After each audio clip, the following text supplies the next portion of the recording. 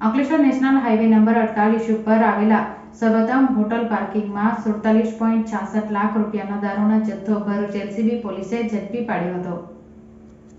Bharuch એલસીબીની PI માર્ગદર્શન હેઠળ અંકલેશ્વર પાનોલી વિસ્તારમાં એલસીબી પોલીસની ટીમ પેટ્રોલિંગમાં હતી। તે દરમિયાન પાનોલી જીઆઈડીસી નજીક આવેલા સર્વોત્તમ હોટલ પાર્કિંગમાં આઈસર ટ્રકમાં દારૂનો જથ્થો ભરીને ઊભો છે।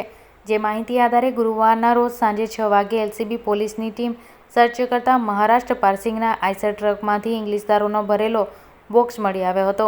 એલસીબી પોલીસે દારૂ ભરેલા આઈસરને પાનોલી પોલીસ મથકે લઈ જઈ તપાસ શરૂ કરતા ટ્રકમાંથી ઇંગ્લિશ દારૂની નાની મોટી 47,664 બોટલ મળી આવી હતી।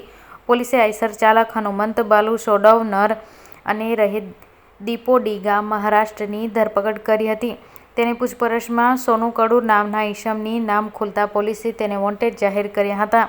જ્યારે પોલીસે કુલ 47,66,400 રૂપિયાનો દારૂ, 5,000ની કિંમતનો મોબાઈલ, 1,270 રૂપિયા રોકડા અને 10 લાખની કિંમતનો આઈસર ટ્રક મળી કુલ કિંમત રૂપિયા 57,72,670 રૂપિયાનો મુદ્દામાલ જપ્ત કરી પાનોલી પોલીસ મથકે ફરિયાદ નોંધાવી વધુ તપાસ શરૂ કરી હતી।